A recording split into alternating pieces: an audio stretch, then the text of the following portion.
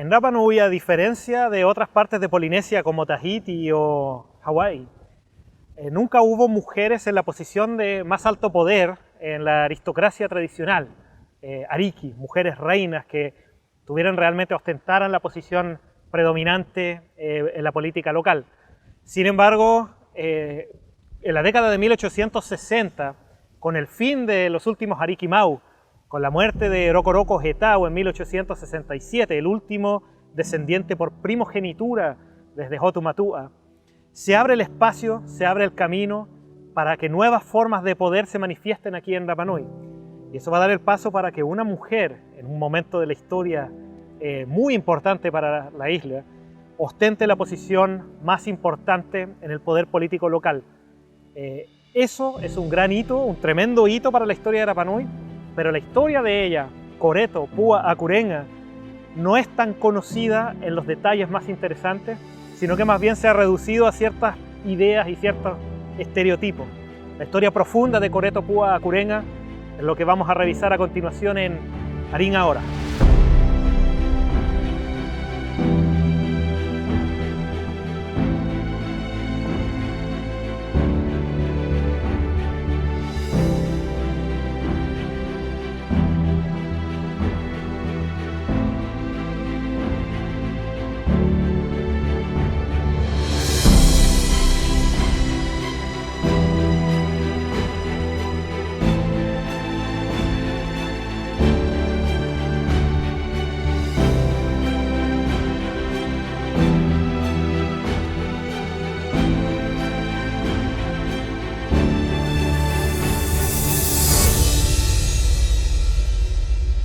Coreto Pua Akurenga, una mujer Rapa Nui nacida en el lado oriental de la isla.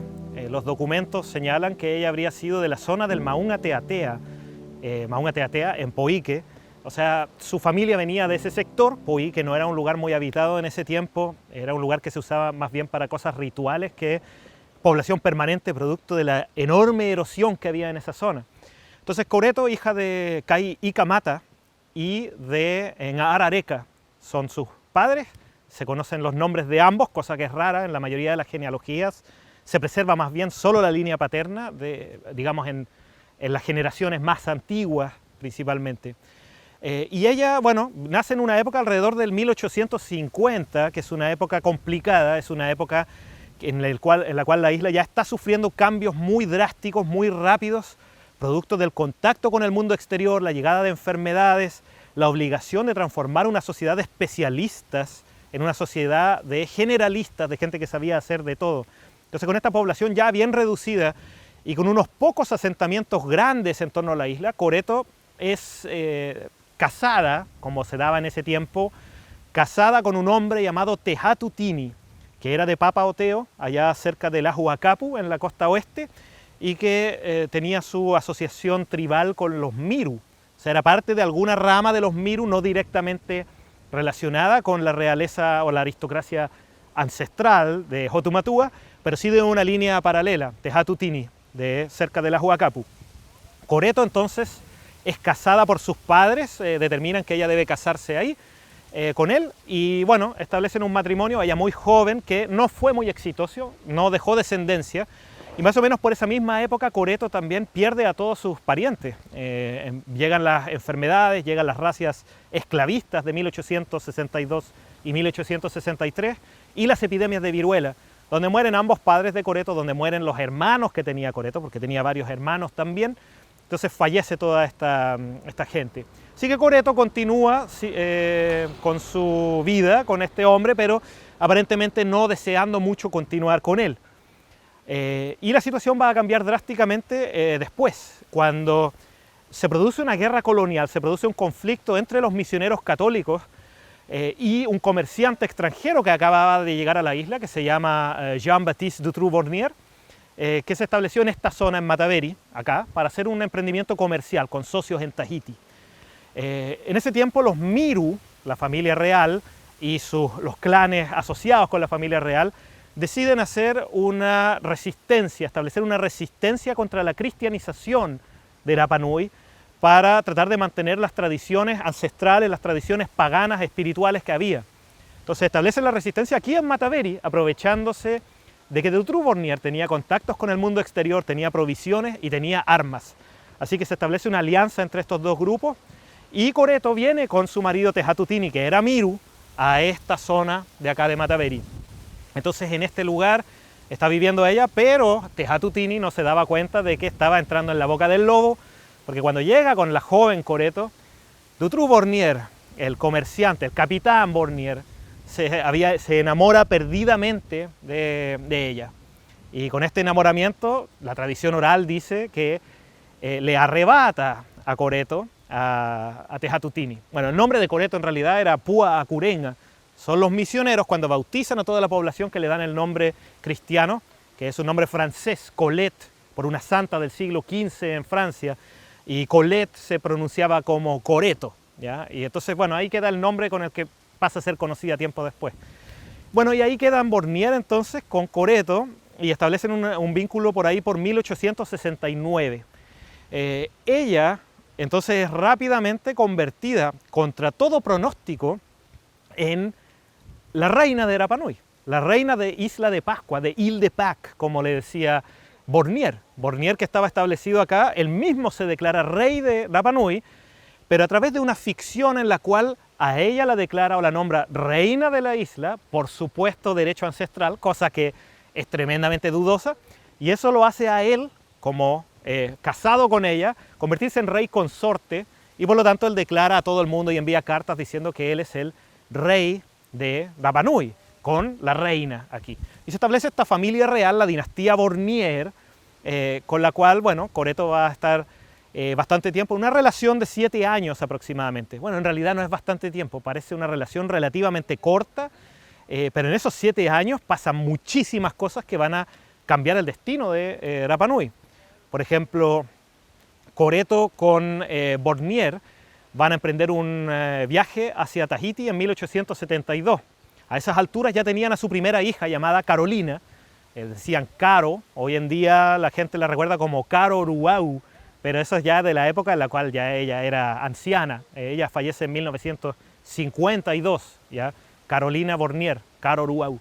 En ese tiempo le decían Caro cuando era pequeña y habían tenido a esta hija que pasa a ser la heredera, ya la heredera al trono por ambos lados, por el lado del rey francés, dinastía Bornier, y por el lado de Coreto, la reina Rapa Nui, según esta idea, esta lógica. Así que bueno, ella ya había nacido muy bebé, se va con ellos a Tahiti y después a Australia. Se hace una navegación por todo el Océano Pacífico. En ese viaje Bornier compra las ovejas que van a ser después introducidas acá. Y en el paso por Tahiti, Coreto entrega una carta que también está firmada por Ngure Aparico, que es el jefe de los Miru de Anaquena que quedaban. Ya no quedaba ningún Arikimau de los antiguos, pero quedaba Ngure, que era de los más cercanos a esta relación, a esta genealogía. Así que Ngure también la firma. Y Coreto entonces escribe esta carta en perfecto francés, acaso dictada por Bornier, o tal vez ella ya dominaba el francés a ese nivel, en perfecto francés con estas firmas donde solicitan el protectorado de Francia para Rapa Nui. La idea de esto era que los Rapa Nui querían mantener un contacto y una unidad con el resto de los pueblos de la Polinesia, y sabiendo que Francia ya tenía presencia permanente, ya sea a través de sus misiones, de sus emprendimientos comerciales o derechamente protectorados en otras islas del Pacífico que pasarían a ser después la Polinesia francesa, los Rapa Nui dicen en esta carta vía Coreto que quieren mantener esta unidad y que desean el protectorado de Francia, pero, y ahí está lo más interesante en la carta, conservando sus tradiciones y conservándose como súbditos de la reina Coreto y del rey Bornier, que estaban en ese momento en esta dinastía mixta, mestiza que se estaba generando acá. Entonces eso aparece en la carta de 1872, es la primera de 3 solicitudes de protectorado que va a hacer Coreto al gobierno francés, cosa que nunca fue finalmente aceptada, pero que algunos franceses daban por hecho, ¿ya? Y bueno, eso generaría polémicas incluso en el siglo XX, donde a veces Rapa Nui aparecía como parte de la Polinesia francesa en algunas cartas y estampillas antiguas, y hubo bastante polémica al respecto a fines del siglo XX todavía sobre este tema. Así que Coreto con Bornier vuelven a la isla, siguen viviendo acá, tienen una segunda hija, Harriet Marthe, llamada Marta, Y bueno, están estas dos niñas, con 2 años, 1 año y medio de diferencia aproximadamente, viviendo aquí en la casona de Mataveri, en las alturas, el barrio alto, desde donde dominaban todo el paisaje hacia Hangaroa. Sin embargo, Bornier, el marido francés, del cual podríamos hablar mucho más, pero va a quedar para otro momento, en algún momento en agosto de 1876 fue ajusticiado, fue asesinado por, algunos dicen por creerse rey de la isla, bueno, fue asesinado aquí. Entonces esa relación de 7 años entre Coreto y Bornier se acaba inmediatamente. Lo más interesante de esto es que después de la muerte de Bornier, aparece finalmente una embarcación francesa en 1877, en abril de 1877, o sea, meses después de la muerte de Bornier, y con lo que ellos se encuentran está muy bien documentado en el libro de un antropólogo llamado Alphonse Pinard. Él escribe este libro, escribe este texto, y también de esa expedición hubo unas fotografías que se tomaron, que son de las primeras fotos, las primeras aparentemente son de 1870, pero las de 1877 se perdieron y ya no existen en ninguna parte, nadie las ha visto. La llegada del barco francés Seignelay en 1877 genera un pánico de pronto dentro de la comunidad, producto de que un ciudadano francés había sido, y que además era un ciudadano francés que izaba el pabellón francés, la bandera francesa desde la casona de Mataveri junto a Coreto, ¿ya? Y este ciudadano francés que se llamaba rey de la isla había sido asesinado acá en Rapa Nui. Entonces ese hecho en particular de pronto causa un pánico porque aparece este barco que tiene el mismo pabellón, la misma bandera que la que usaba esta persona, Dutroux Bornier, llamado Pito Pito. Así que la comunidad se organiza rápidamente y se crea un escenario para estos franceses que acababan de llegar y se crea un relato en común que toda la comunidad comparte, incluida Coreto, de que Dutroux Bornier había muerto porque lamentablemente se había caído de su caballo una noche y se había golpeado la cabeza. Así que había sido enterrado cerca de la casona, acá en Mataveri también. Fue enterrado en ese lugar y bueno, aparece Coreto, aparecen las hijas de Coreto, solicitan a los franceses que instalen una cruz de madera en ese lugar. De pronto los franceses se sienten un poco extrañados porque ven gente vestida con la ropa de Bornier, ven las chaquetas, el paletó, las botas de Bornier, los sombreros, que distintas personalidades de la comunidad, incluso gente de Hangaroa, las andaba llevando libremente por todas partes. Pero Coreto dice que Bornier era un hombre tan generoso que había donado todas estas cosas a la comunidad antes de morir, porque no necesitaba aferrarse a todas estas cosas materiales. Así que los franceses se quedan con la impresión de que Coreto es una reina realmente y que sigue teniendo la devoción de su pueblo, de sus súbditos acá en Rapa Nui. Lo que queda de esa expedición, lamentablemente, no son las fotografías que se tomaron. Hay una secuencia de fotografías que tomó una expedición chilena en 1870, la corbeta O'Higgins, pero se perdieron. Y hay una secuencia de fotos que tomó esta expedición también, la expedición francesa de 1877, pero lamentablemente tampoco han sido redescubiertas. Se sabe que existieron en algún momento y a base de esas fotografías, cuando estos tripulantes y este barco vuelve a Francia, se hacen unos grabados para ilustrar el libro de Alphonse Pinard. Entonces con este libro, bueno, se ven varios de los grabados, no existía la impresión de fotografías directas sobre el papel, pero estaban estos grabados que mostraban lo que las fotografías supuestamente mostraban originalmente. Así que ya en Francia se hace esto, entre tomando la fotografía y usando un poco la información del viaje mismo. Se puede ver al antropólogo francés Alphonse Pinard, que era el líder de la expedición y el que dejó el reporte más importante de la visita. Se ve ahí siendo recibido, teniendo la recepción que le hace Coreto, que aparece frente a él, y Coreto aparece con sus 2 hijas. A un lado, con una corona, aparece Carolina, que es la reina heredera, y al otro lado aparece Marta, la menor. Carolina, nacida alrededor de 1870, Marta, nacida por ahí por 1872. Y bueno, también curiosamente aparece otro personaje relativamente famoso, un poco más hacia la derecha del grabado, que es este hombre tatuado famoso, Tepano, ¿ya? Que aparentemente es Tepano Roma Aure Moenga, que a esas alturas vivía en Tahití. Se había ido con los misioneros a Tahití aparentemente en 1871, y hay fotografías de él en Tahití en 1875 y en 1884. O sea, él vivió hasta por lo menos 1884 en Tahití. Pero acá aparece misteriosamente de vuelta en Rapa Nui en 1877. Y aparece exactamente igual a los dibujos que se hicieron de él a base de la fotografía que le tomó Madame Joare en Tahití. Entonces da la impresión de que el grabado que hizo este personaje en Francia está basado un poco en otro tipo de información. Él tuvo acceso a las fotografías de Madame Joare o tuvo acceso al texto incluso de Stolpe que describe a este hombre tatuado y lo agregó a la imagen para darle un toque más pintoresco. No deja de ser interesante que todos los personajes de la imagen aparecen vestidos al estilo occidental, pero este hombre tatuado aparece como con una especie de capa de majute y descalzo, mientras que el resto aparece totalmente vestido al estilo occidental, lo que llama mucho la atención entonces. Así que bueno, esto está basado a partir de las fotografías tomadas en 1877, pero también a partir de otras fuentes de información que parecen haber estado disponibles para quien hace el grabado, que es el señor Bayard, cuyo nombre no se sabe bien, pero el apellido es Bayard.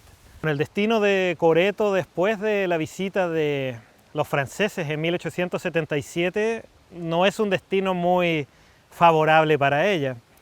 Resulta que Bornier, su marido, también tenía otras relaciones, en este caso económicas, contractuales, con sus socios en Tahití, especialmente John Brander, el famoso comerciante escocés, tal vez el más poderoso de Tahití en su momento.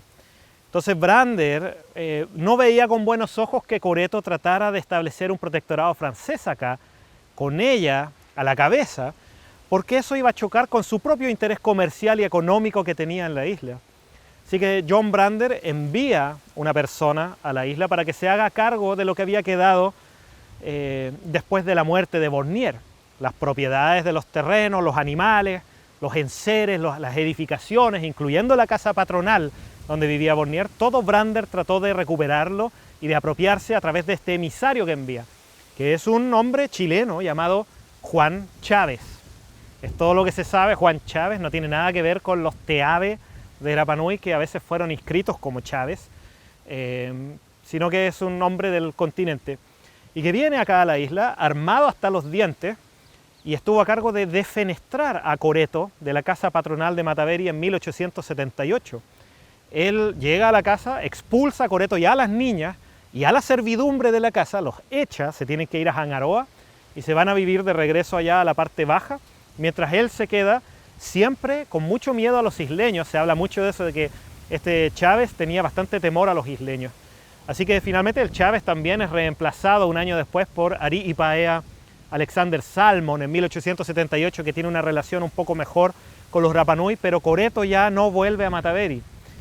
Finalmente se queda allá y uno puede ver que la figura de Coreto va gradualmente menguando, va desapareciendo un poco del imaginario. Se aparece todavía como reina con sus hijas en 1877, en la época del grabado. Pocos años después, 5 años después, cuando llega la expedición alemana de Wilhelm Geisler, ella no aparece por ninguna parte. Geisler, que había oído hablar de esta reina acá en Rapa Nui, como había reinas en otras partes de Polinesia, en Tahití, en Hawái, hubo mujeres que tuvieron el poder en su momento. Geisler viene y pregunta por esta reina Coreto. Sin embargo, la gente de la isla le dice, ¿cuál reina? No, nosotros no tenemos reina.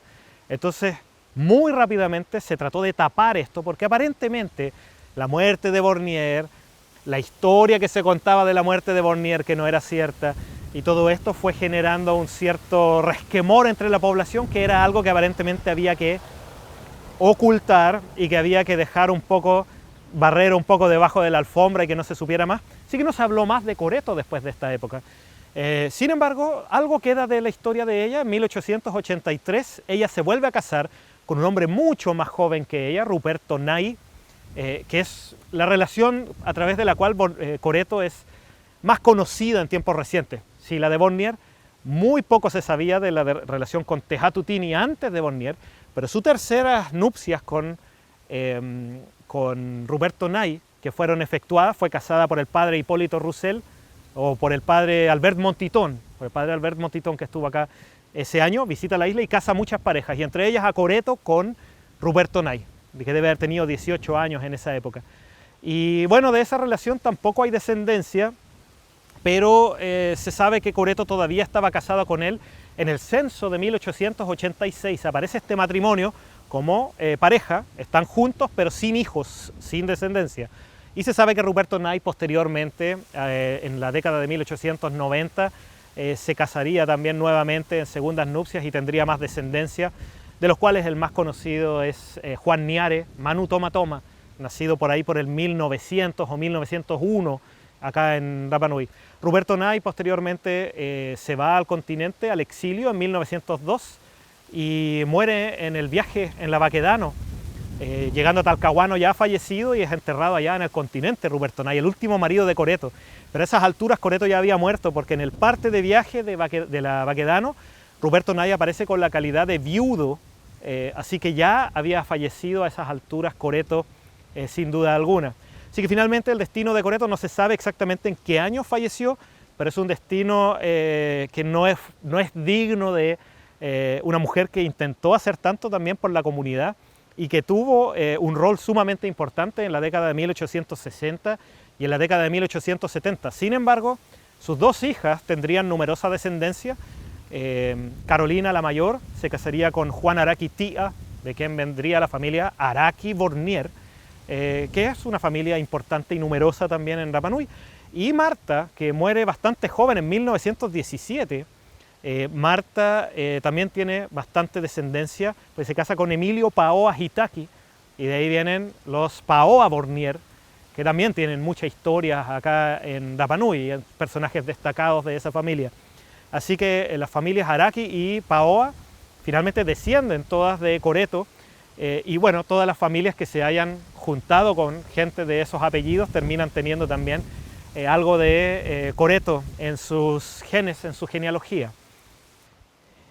La imagen que vimos, el grabado de Bayard a partir de una fotografía tomada en 1877 que se ha perdido, muestra a Coreto Puuacurenga en su apogeo, en su momento máximo, su momento cúlmine, cuando estuvo en el tope de la jerarquía social de la isla. Podemos ver que esta es una historia, la vida de Coreto, tremendamente compleja, llena de vicisitudes, llena de pequeños recovecos a lo largo de su vida, desde sus inicios hasta su final. Coreto tiene una relación con la isla bien particular, pero más importantemente tiene una relación con el mundo exterior. Ella parece haber entendido que el futuro de Rapa Nui se jugaba en un escenario mucho más grande que el escenario en el que se había jugado hasta ese entonces, un escenario global, solicitando a Francia que establezca un protectorado acá. Entendió que la geopolítica era algo tremendamente relevante para la isla. Y son aspectos de su vida que no son muy conocidos. La historia de Rapa Nui es tremendamente compleja y la vida de cada personaje que pisó esta tierra está llena de detalles, está llena de distintos elementos que la hacen tremendamente interesante, más allá de los pequeños estereotipos que se puedan tener o pequeñas referencias que se puedan tener de cada persona. Y eso es lo que hace que la historia de Rapa Nui, como nos puede mostrar esta imagen, este simple grabado a partir de una fotografía antigua, cuán interesante puede llegar a ser explorar cada uno de esos detalles para entender el posicionamiento de Rapa Nui en el gran escenario del mundo.